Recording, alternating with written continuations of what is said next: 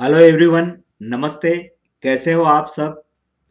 मैं आज आपको जो एनसीईआरटी का इकोनॉमिक्स है क्लास 11th का उसके आईएमपी प्रश्न क्वेश्चन और आंसर आपके साथ शेयर कर रहा हूँ। अध्याय 5 भारत में मानव पूंजी का निर्माण, जो भारतीय अर्थव्यवस्था का विकास बुक का इकाई अध्याय 5 है, उसके मैं आपके साथ में शेयर कर रहा हूँ। अगर मेरे चैनल पर आप पहले से हैं तो बहुत बहुत धन्यवाद। नए हैं तो मेरे चैनल को सब्सक्राइब करें और अच्छा लगे तो अपने दोस्तों को जरूर शेयर करें। इस अध्याय में हम मानव संसाधन, मानव पूंजी निर्माण और मानव विकास की अवधारणाओं को समझ सकेंगे। मानव पूंजी में निवेश, आर्थिक समृद्धि और मानव विकास पर परस्पर संबंधों को जानेंगे। शिक्षा और स्वास्थ्य पर सरकारी व्यय की आवश्यकता को समझ पाएंगे और भारत की शैक्षणिक उपलब्धियां की जानकारी भी इस अध्याय में हमें प्राप्त होगी। तो आप जानते हैं कि मानव जाति के विकास को बहुत अधिक प्रभावित करने वाले कारकों पर विचार करें। ये शायद मनुष्य के ज्ञान संग्रह करने की और उसका प्रसार करने की क्षमता ही नहीं, जो मनुष्य बातचीत, लोकगीत और बड़े बड़े व्याख्यानों के माध्यम से करता आ रहा है। मनुष्य का यह शीघ्र जान लिया कि हमें कार्य कुशलता करने के लिए अच्छे प्रशिक्षक व कौशल की आवश्यकता होती है। तो इसी के साथ मैं आज ये जो भारत में मानव पूंजी का निर्माण कैसे किया जा सकता है, इसके पूरे आंसर क्वेश्चन आपके साथ शेयर कर रहा हूँ, जो आपको परीक्षा के लिए उपयोगी रहेंगे। तो आइए देखते हैं प्रश्न उत्तर। तो सबसे पहला प्रश्न हमारे सामने जो है वो है कि किसी देश में मानवीय पूंजी के दो प्रमुख स्रोत क्या हैं। तो मैं बताना चाहूँगा आपको कि किसी देश में मानवीय पूंजी के दो प्रमुख स्रोत निम्नलिखित हैं, शिक्षा और स्वास्थ्य। जी हाँ, दो स्रोत हैं, शिक्षा और स्वास्थ्य। शिक्षा न केवल जीवन स्तर के मानक और गुणवत्ता को बढ़ाती है, बल्कि लोगों के आधुनिक दृष्टि को भी प्रोत्साहित करती है। यह देश के कर्मचारियों की कौशल को बढ़ाकर उत्पादक क्षमता और उत्पादकता में वृद्धि करती है। और स्वास्थ्य क्या करता है, यह सक्रिय, ऊर्जावान तथा स्वास्थ्य श्रम शक्ति की आपूर्ति करके अप्रत्यक्ष रूप से आर्थिक विकास में मदद करता है, जो पूरे उत्पादन प्रक्रिया को सक्रिय करता है। अब अगला प्रश्न है कि किसी देश की शैक्षणिक उपलब्धि के दो सूचक क्या क्या हैं। किसी देश की शैक्षणिक उपलब्धि के सूचक निम्न हैं। एक तो वयस्क साक्षरता दर और दूसरा है युवा साक्षरता दर। जी हाँ, ये दोनों अगर साक्षर हैं तो निश्चित रूप से किसी देश की शैक्षणिक उपलब्धि अच्छी होगी, मानी जाएगी। किसी देश की शैक्षणिक उपलब्धि के दो सूचक में सबसे पहले हैं वयस्क साक्षरता दर। यह 15 वर्ष से अधिक आयु वर्ग के में साक्षरता का प्रतिशत दर्शाता है, तथा युवा साक्षरता दर में यह 15 से 24 वर्ष के वर्ग आयु की जनसंख्या का प्रतिशत को दर्शाता है, जो पढ़ और लिख सकते हैं। तो ये दो उपलब्धियों के सूचक आपके सामने थे। अब नेक्स्ट हम देखते हैं, क्योंकि ये मानव के संबंध में बहुत महत्वपूर्ण अध्याय है। भारत के शैक्षणिक उपलब्धियों में क्षेत्रीय विषमताएं क्यों दिखाई देती हैं। तो देखिए, भारत के शैक्षणिक उपलब्धियों में शैक्षिक विषमताएं दिखाई देती हैं। केरल, तमिलनाडु तथा उत्तरांचल जैसे कुछ राज्यों में उच्च साक्षरता दर हैं, जबकि बिहार, राजस्थान, उत्तर प्रदेश तथा अरुणाचल प्रदेश जैसे राज्यों में साक्षरता दर कम है। यह बड़े पैमाने पर आय और धन की असमानताओं को कारण शिक्षा पर सरकार द्वारा निवेश की कमी के कारण होता है। इन राज्यों के लोग शिक्षा को कम महत्व देते हैं और मुख्य रूप से कृषि क्षेत्र या औपचारिक कार्य क्षेत्र में कार्यरत हैं, जिनका शिक्षा के साथ कम संबंध है। तो ये कुछ विषमताएं दिखाई देती है हमारे भारत के अंदर। नेक्स्ट प्रश्न आपके सामने है ये कि मानव पूंजी निर्माण और मानव विकास के भेद को स्पष्ट कीजिए। मानव पूंजी निर्माण क्या है और मानव विकास क्या है, इनमें दोनों में क्या अंतर है। तो हम यहाँ बता सकते हैं कि मानव पूंजी बढ़ी हुई उत्पादकता का प्रतिनिधित्व करता है। यह एक अर्जित योग्यता है और समझबूझ से किए गए निवेशगत निर्णयों का परिणाम है, जो भविष्य में आय के स्रोतों में वृद्धि की अपेक्षा से किए जाते हैं। मानव विकास इस विचार पर आधारित है कि शिक्षा और स्वास्थ्य दोनों मनुष्यों के कल्याण के लिए अभिन्न है, क्योंकि जब लोगों के पास पढ़ने और लिखने तथा दीर्घायु तथा स्वस्थ जीवन की योग्यता होगी, तभी वे इन मूल्यों का मापन करने में सक्षम होंगे। जिनको वे महत्व देते हैं। तो ये दोनों में आपस में संबंध है। अब अगला प्रश्न आपके सामने है कि मानव पूंजी की तुलना में मानव विकास किस प्रकार अधिक व्यापक है। तो यहाँ पर मानव विकास मानव पूंजी की तुलना में कहीं अधिक व्यापक अवधारणा है।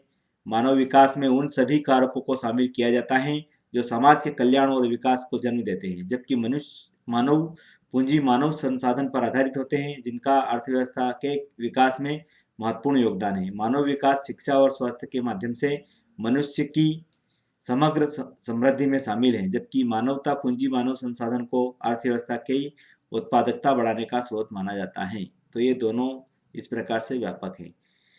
अगला प्रश्न है आपके सामने दोस्तों कि मानव पूंजी के निर्माण में किन कारकों का योगदान होता है। जो मानव पूंजी होती है उसके निर्माण में निम्नलिखित कारकों का योगदान होता है। शिक्षा और स्वास्थ्य, पहले भी मैं बता चुका हूँ कि ये मानव पूंजी होती हैं। यह न केवल व्यक्ति की उत्पादकता बढ़ाने में मदद करती हैं बल्कि नवीन प्रौद्योगिकी आत्मसात करने की क्षमता को विकसित करती हैं।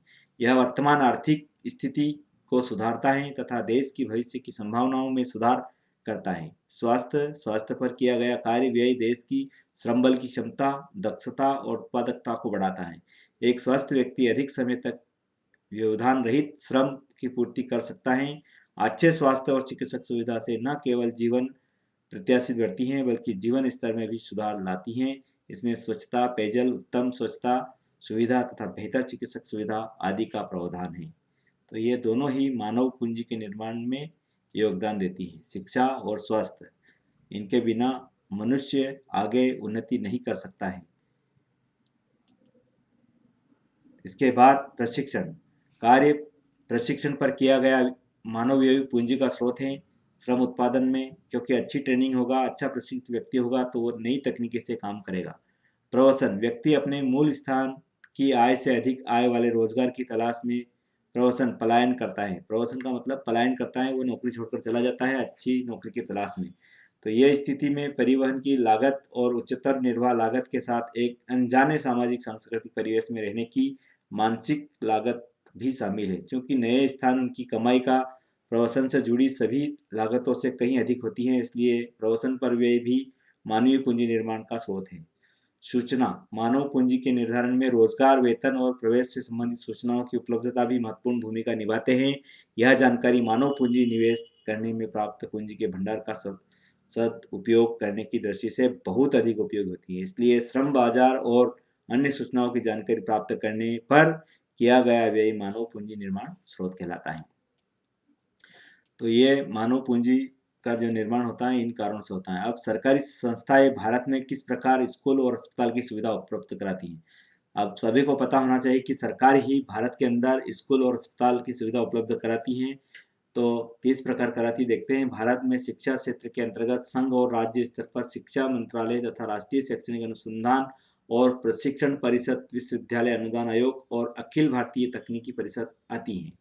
स्वास्थ्य से क्षेत्र में अंतर्गत संघ और राज्य स्तरों पर स्वास्थ्य मंत्रालय और विभिन्न संस्थाओं जो स्वास्थ्य विभाग तथा भारतीय चिकित्सक अनुसंधान परिषद आदि कार्य करती हैं। तो ये दोनों संस्थाएं हैं, दोनों प्रकार के, जिसमें स्कूल और अस्पताल की सुविधा उपलब्ध कराती हैं।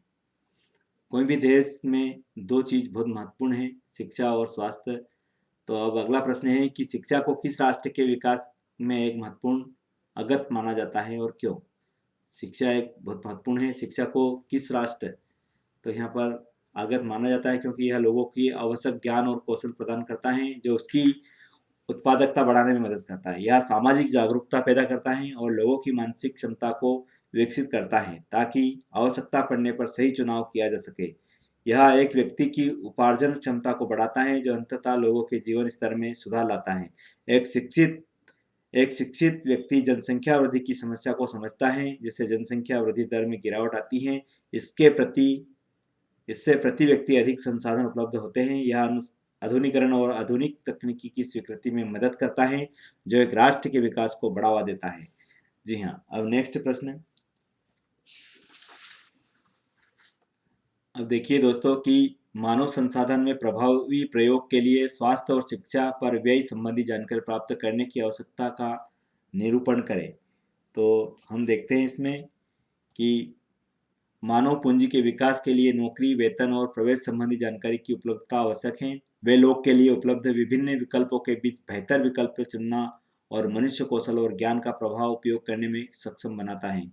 इसके अतिरिक्त स्वास्थ्य संबंधी जानकारी पर निवेश से स्वास्थ्य दक्षता, गुणवत्ता, जीवन और लोगों के प्रत्यक्ष में सुधार होता है और चिकित्सक संबंधी जानकारी तथा परिवार कल्याण कार्यक्रमों का उपयोग स्वास्थ्य संबल की आपूर्ति सुनिश्चित करता है। सूचना के अभाव के कारण विभिन्न स्वास्थ्य उपायों को अपनाया नहीं जा सकता, जिन्हें कम किया जा सकता है तथा मानव संसाधन का प्रभावी प्रयोग करने में सहायता मिलती है। अब आगे देखिए नेक्स्ट प्रश्न कि मानव पूंजी निवेश आर्थिक समृद्धि को किस प्रकार सहायता करती है।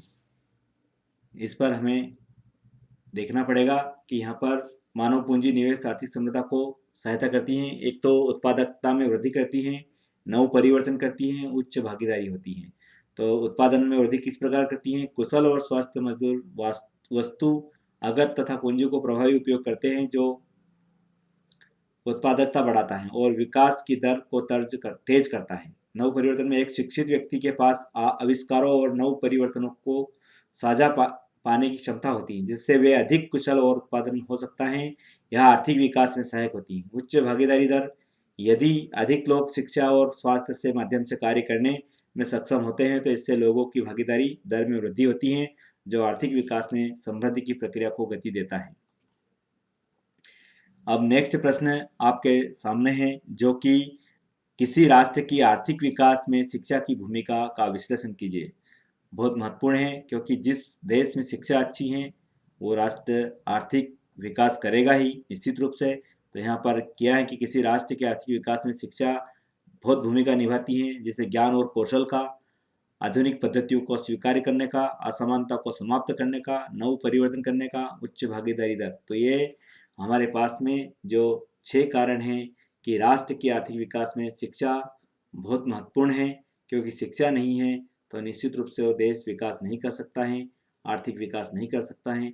तो यहाँ पर जो शिक्षा की बहुत महत्वपूर्ण भूमिका है, आप देख सकते हैं। ज्ञान और कौशल आधुनिक पद्धति को करने के लिए तैयार, असमानता को समाप्त करता है और नए परिवर्तन करता है, जो आविष्कार और नए इनोवेशन करता है और उसमें भागीदारी भी करता है। अब अगला प्रश्न हमारे पास में जो दिया गया है वो है कि समझाइए कि शिक्षा में निवेश आर्थिक समृद्धि को किस प्रकार प्रभावित करती है। शिक्षा में निवेश सभी करते हैं, करना भी चाहिए, क्योंकि शिक्षा में निवेश करने से शिक्षा मानव पूंजी निर्माण का प्रमुख स्रोत है। शिक्षा में निवेश से लोगों को गुणवत्ता, कौशल तथा ज्ञान प्राप्त होता है, जिससे उत्पादकता में वृद्धि होती है। यहाँ लोगों को नई आधुनिक तकनीकी को अपनाने की में क्षमता बनाता है, जो एक राष्ट्र की अर्थव्यवस्था के विकास को गति प्रदान करता है। यहाँ लोगों की आय को बढ़ाता है तथा उनके जीवन स्तर में सुधार लाता है। यहाँ राष्ट्र विकास चेतना पैदा करता है और शिक्षा संस्कृति आवश्यकताओं की पूर्ति करती है तथा व्यक्तित्व का विकास करती है। तो ये बहुत जरूरी होता है। अब अगला प्रश्न है जो दिया गया है वो कि किसी भी व्यक्ति के लिए कार्य के दौरान प्रशिक्षण क्यों आवश्यक है। क्योंकि कोई भी व्यक्ति अगर कार्य करता है और उसकी ट्रेनिंग या प्रशिक्षण को दी जाती है तो उसका कार्य और अच्छी क्वालिटी का होता है। जैसे यहाँ दिया गया है कि एक प्रशिक्षु के लिए कार्यस्थल पर प्रशिक्षण सबसे अधिक प्रभावी होता है, जो उसे तकनीकी कौशल प्रदान करता है कि वास्तविक कार्यस्थल पर कैसे कार्य करना है। फर्म के अपने कार्य स्थान पर ही पहले से काम को जानने वाले कुशल कर्मचारियों को काम सिखा सकता है या कर्मचारी को किसी अन्य संसाधनों में प्रशिक्षण पाने के लिए भेजा जा सकता है। यह इसलिए आवश्यक है क्योंकि इसमें कर्मचारियों की दक्षता और मनोबल में सुधार होता है। यह व्यक्ति को संस्था में मूल्यों, मापदंडों तथा मानकों को अवशोषित करने की क्षमता प्रदान करता है। यह कच्चे माल को बेहतर उपयोग करने में सरल है। तो किसी भी व्यक्ति को प्रशिक्षण लेना बहुत आवश्यक है, उससे उसकी गुणवत्ता और ज़्यादा बढ़ती है और वह अच्छी क्वालिटी देता है। अगला प्रश्न है मानव पूंजी तथा आर्थिक समृद्धि के बीच क्या संबंध है। तो देखिए यहाँ पर कि मानव पूंजी तथा आर्थिक समृद्धि के बीच सकारात्मक संबंध है, अच्छा संबंध है, पॉजिटिव।